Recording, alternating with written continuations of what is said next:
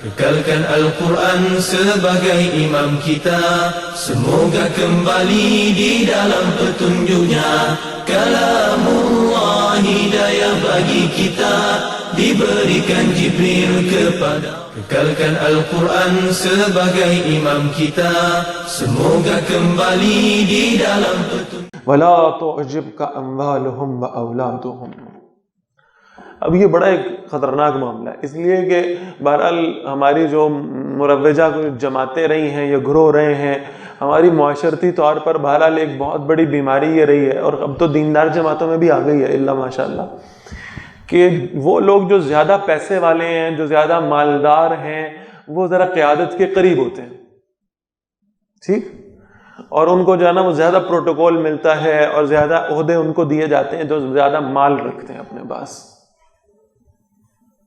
اب ذرا سنیں اللہ کے نبی صلی اللہ علیہ وسلم کو کیا ہدایت ہے، فَلَا تُعْجِبُكَ أَمْوَالُهُمْ وَأَوْلَادُهُمْ، تمہیں ان کی مال اور ان کے اولاد متاثر نہ کریں، انما یرید اللہ ان یعذبہم بہا فی الدنیا، یہاں ان کے پاس مال بھی چاہے ڈھیر سارا ہو اور چاہے ان کے اولادیں بھی اللہ نے ان کو عطا کی ہوئی ہوں، اللہ نے ان کو عذاب دینا ہے ان کے ذریعے سے اس دنیا میں، مال کے ذریعے سے بھی عذاب آئے گا ان پر، اولاد کے ذریعے سے بھی عذاب ہی آئے گا۔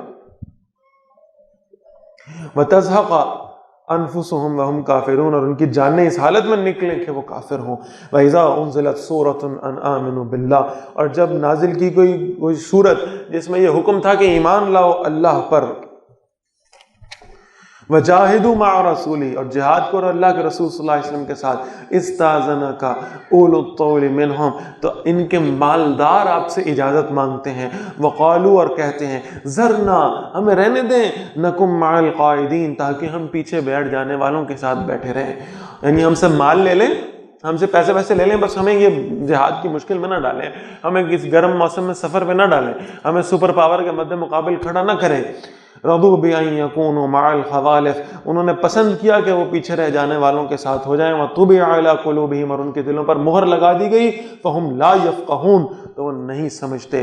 لیکن الرسول والذین آمنوا معه، لیکن رسول صلی اللہ علیہ وسلم اور جو ان کے ساتھ ایمان لائے، جاہدوا باموالهم وانفسهم، انہوں نے جہاد کیا اپنے مال سے بھی اور اپنی جانوں سے بھی، واولئک لهم الخیرات، انہی کے لیے ساری بھلائیاں ہیں، واولئک هم المفلحون، اور وہی لوگ کامیاب ہونے والے ہیں۔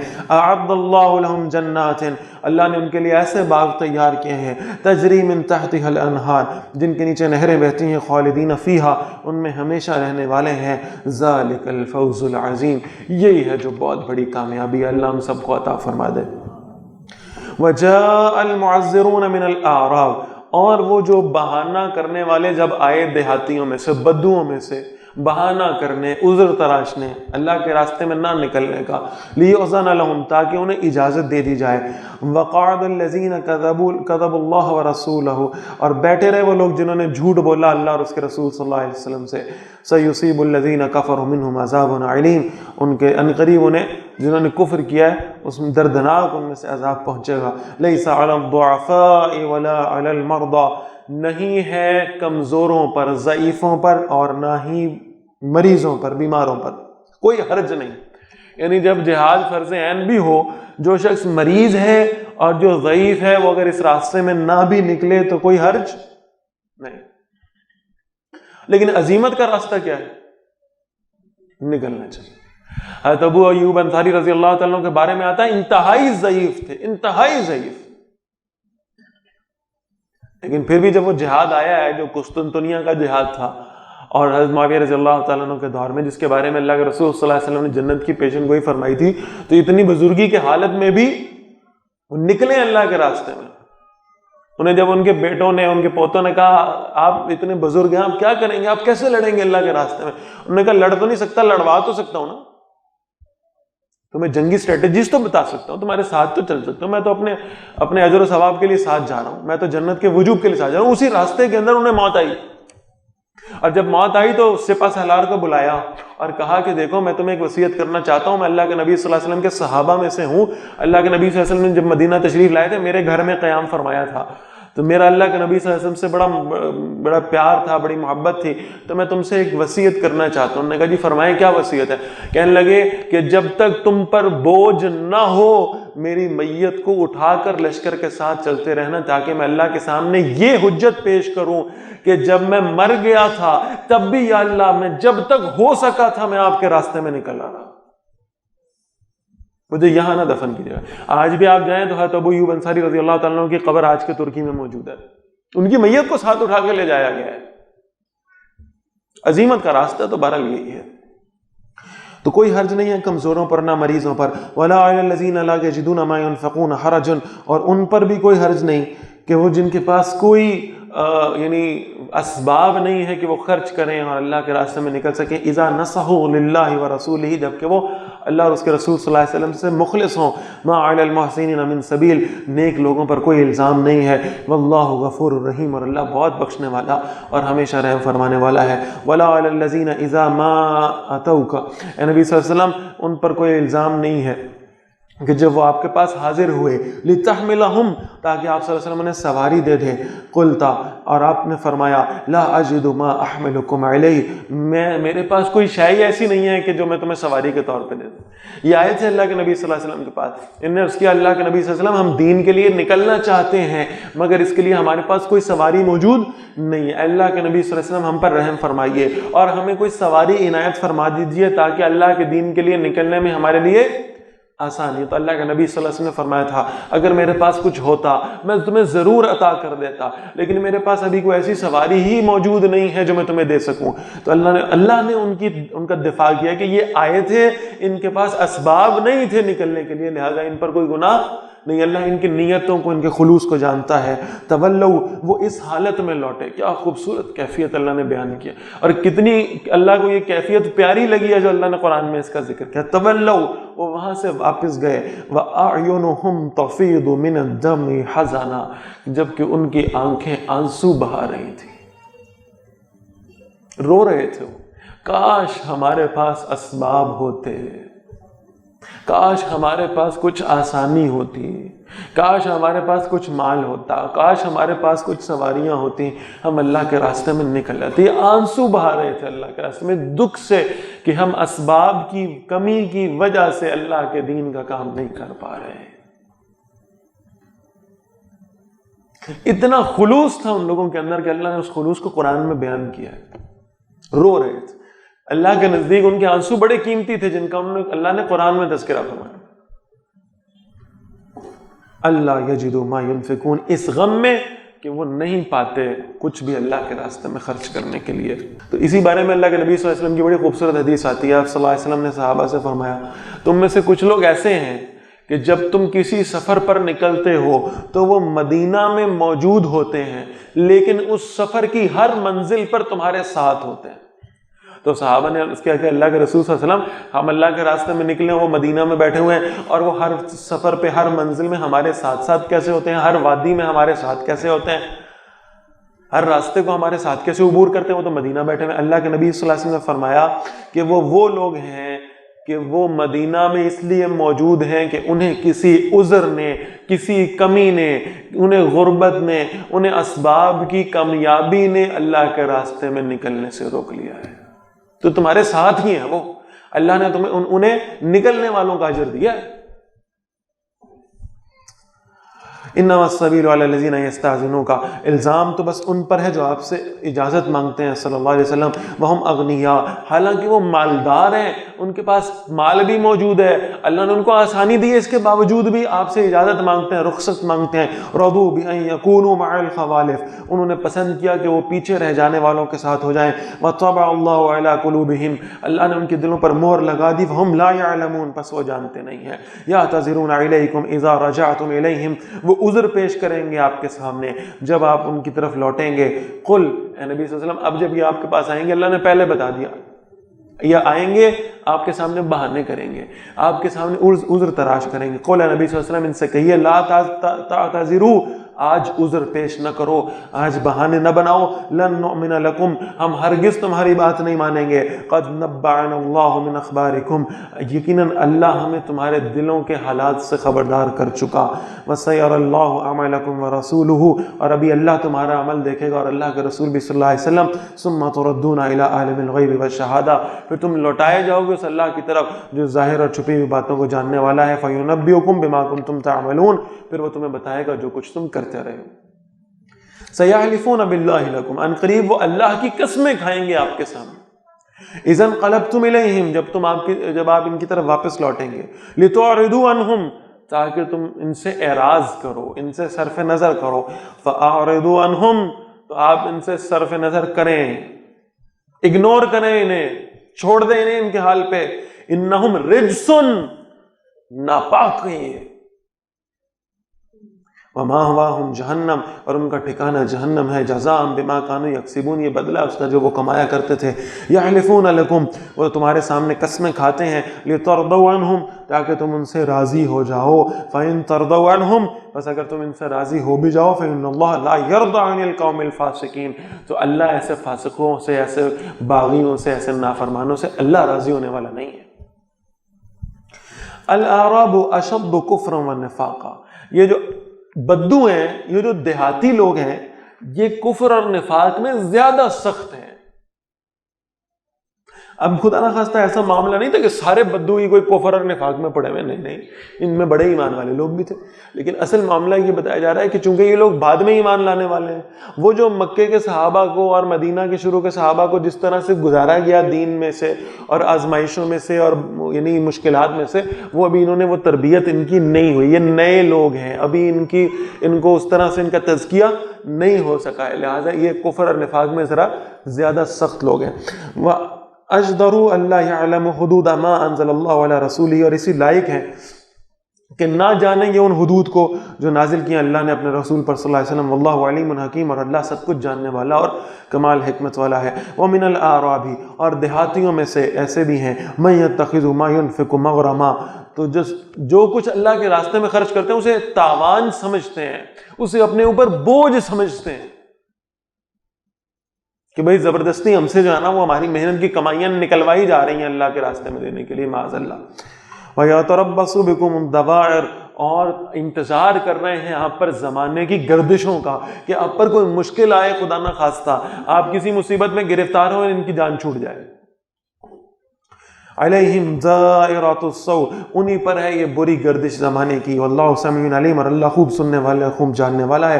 ومن الاعراب، اور دیہاتیوں میں، بدوؤں میں وہ بھی ہیں، من یؤمن باللہ والیوم الاخر، جو ایمان رکھتے ہیں اللہ پر اور آخرت کے دن پر، ویتخذ ما ينفق قربات عند اللہ، جو سمجھتے ہیں کہ جو ہم اللہ کے راستے میں خرچ کر رہے ہیں اس سے ہم اللہ کے قریب ہو جائیں گے، اللہ کی قربت ہمیں حاصل ہو جائے گی۔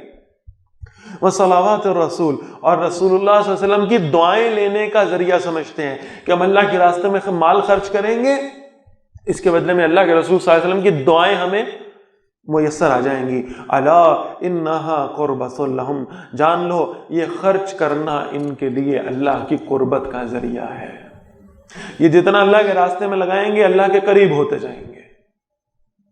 سیدخلہم اللہ فی رحمتہ، ان قریب اللہ انہیں اپنی رحمت میں داخل فرمائے گا۔ ان اللہ غفور رحیم، بے شک اللہ بہت بخشنے والا اور ہمیشہ رحم فرمانے والا ہے۔ والسابقون الاولون من المہاجرین والانصار، صحابہ رضوان اللہ علیہ مجمعین کی عظمت کے اور ان کے تقدس کے بارے میں بہت خوبصورت آیت۔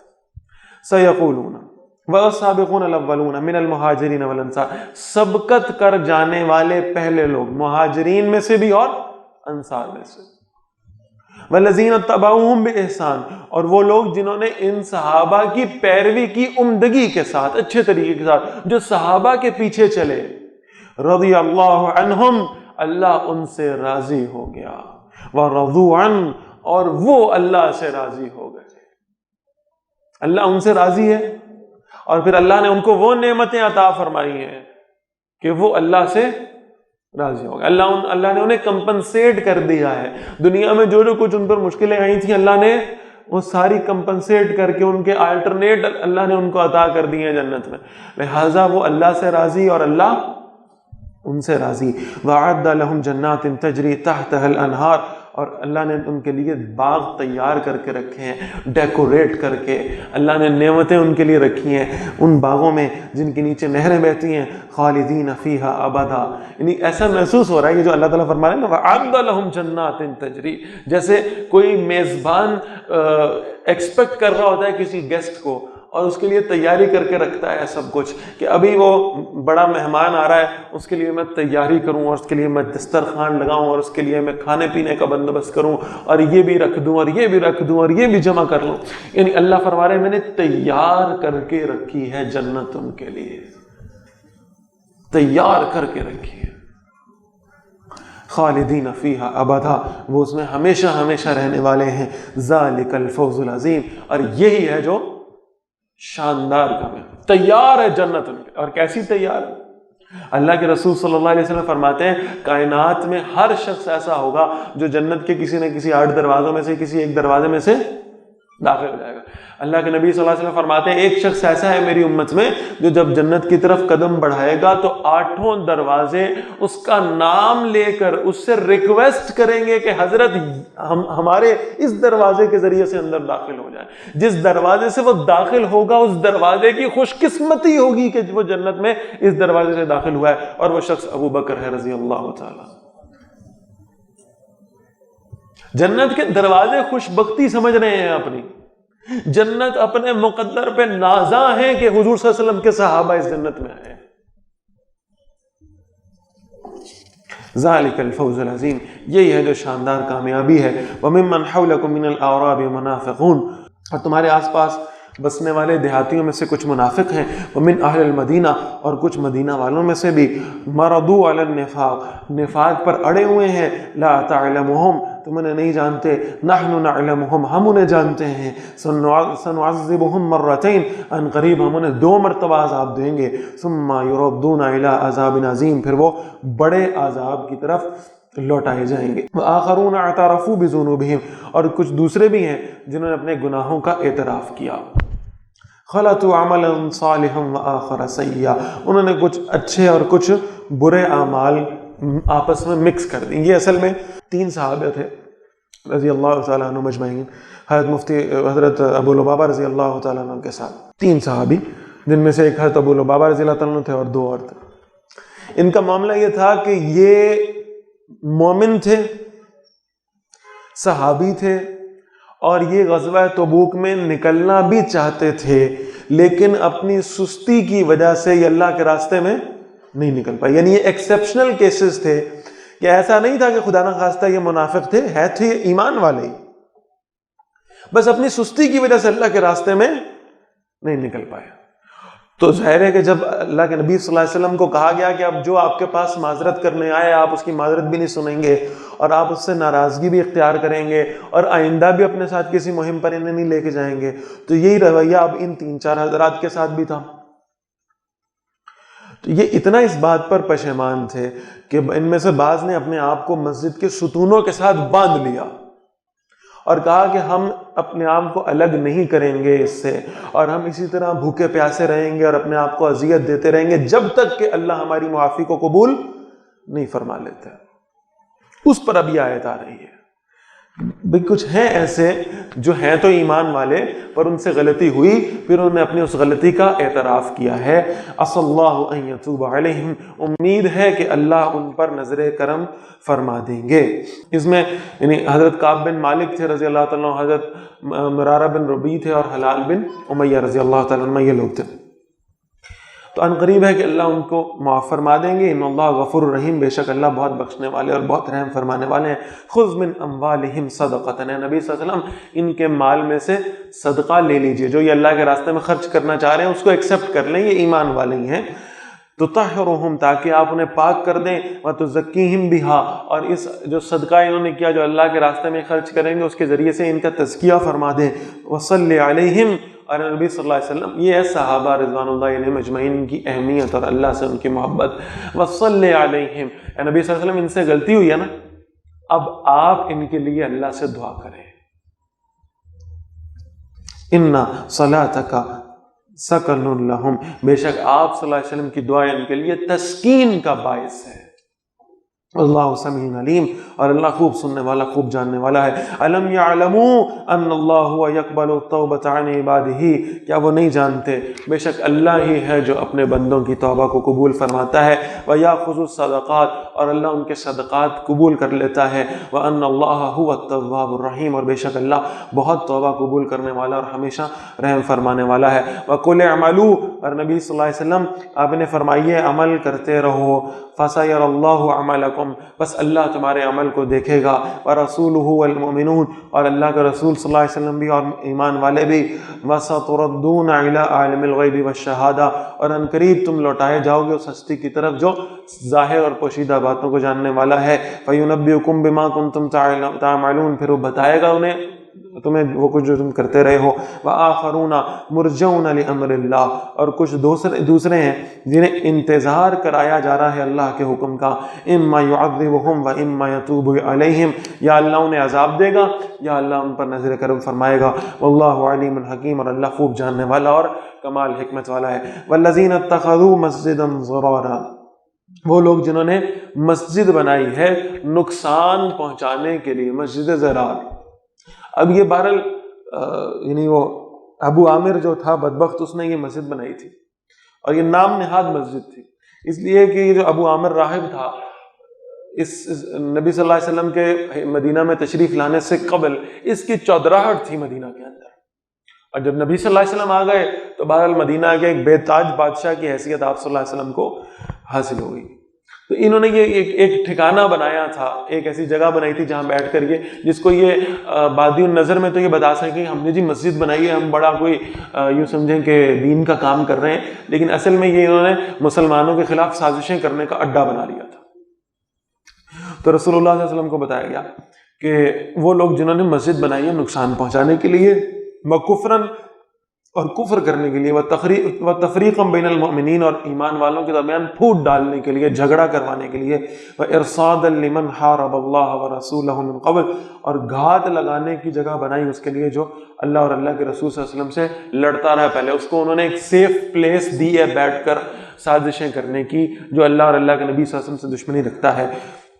वला यहलिफुन्ना, और वो ज़रूर इस बात की कस्में खाएंगे, इन अरदना इल्लल हुस्ना, कि हमने इरादा नहीं किया मगर भलाई का। वल्लाहु यशहदु इन्नहुम लकाज़िबून, अल्लाह ये गवाही देता है कि ये झूठे हैं। ला तकुम फीही अबदा, नबी सल्लल्लाहु अलैहि वसल्लम आप इस मस्जिद में कभी भी खड़े ना हो। ला मस्जिदुन, वो मस्जिद उस्सिसा अला तक़वा मिन अव्वल यौमिन, जिसकी बुनियाद पहले दिन से ही तक़वा पर रखी गई थी, मस्जिद क़ुबा। अहक़्क़ु अन तक़ूम फ़ीही, ये ज़्यादा हकदार है कि नबी सल्लल्लाहु अलैहि वसल्लम आप इस मस्जिद में खड़े हों। फ़ीही रिजालुन युहिब्बूना अन यततहहरू, उसमें ऐसे लोग हैं जो ये पसंद करते हैं कि वो पाक रहें। वल्लाहु युहिब्बुल मुत्तहिरीन, और अल्लाह पाक रहने वालों को पसंद फरमाता है। अगमन अस्ससा बुनियानहु अला तक़वा मिनल्लाहि व रिदवानिन, तो क्या वो जिसने अपनी इमारत की बुनियाद रखी तक़वा पर, अल्लाह की तरफ से अल्लाह की रज़ा पर, खैरुम अम्मन अस्ससा बुनियानहु अला शफ़ा जुरुफिन हारिन, या वो बेहतर है जिसने अपनी इमारत की बुनियाद रखी एक खाई के गिर जाने वाले किनारे पर। यानी एक इमारत ऐसी है जिसकी बुनियादें मजबूत हैं और एक है जो बिल्कुल किनारे पर है, किसी भी वक्त वो गिर सकती है, कमजोर किनारे के ऊपर खड़ी है। कौन सी इमारत मजबूत है? जिसकी बुनियादें मजबूत होंगी। मालूम यह हुआ कि सिर्फ इमारतों में ज़िरार और कुबा नहीं होती, इंसानों के दिलों में भी ज़िरार और कुबा जैसी इमारतें बन जाती हैं। कहीं ऐसा ना हो कि तुम बज़ाहिर तो बहुत अपने आप को इस्लाम का नाम लेवा दिखा रहे हो और तुम्हारे दिल इस्लाम की नफरत से भर जाए, खुदा ना खास्ता। कहीं ऐसा ना हो कि तुम नादानिस्तगी में ही सही तुम इस्लाम के खिलाफ साजिशें करने लगो। इसलिए तुम्हारे दिलों की उन मस्जिदों का, तुम्हारे दिलों की उन इमारतों की बुनियाद ईमान और अल्लाह के तकवा पर होनी चाहिए। فنہار بہ فی نار جہنم، پس وہ لے گرا اسے جہنم کی آگ میں۔ اب وہ جو بالکل کنارے پہ کھڑی ہوئی عمارت ہے، وہ کنارہ کس شے کا تھا؟ جہنم کے گڑھے کا۔ تو ذرا سی لرزش ہوئی، ذرا سا زلزلہ آیا، ذرا سی بنیاد کمزور ہوئی اور وہ جا کر وہ سب کا سب کچھ جہنم کے گڑھے میں گر گیا۔ واللہ لا یہدی القوم الظالمین، اور اللہ ظالم لوگوں کو ہدایت نہیں دیتا۔ لا یزال بنیانہم الذی بنوا، ہمیشہ رہے گی ان کی عمارت جو انہوں نے بنائی، ریبۃ فی قلوبہم، ان کے دلوں میں شک ڈالنے والی، الا ان تقطع قلوبہم، مگر یہ کہ ان کے دل ہی پارا پارا ہو جائیں۔ واللہ علیم حکیم، اور اللہ خوب جاننے والا اور کمال حکمت والا ہے۔ Kekalkan Al-Quran sebagai imam kita, semoga kembali di dalam petunjuknya. Kalamullah hidayah bagi kita, diberikan Jibril kepada. Kekalkan Al-Quran sebagai imam kita, semoga kembali di dalam petunjuknya. Kalamullah hidayah bagi kita.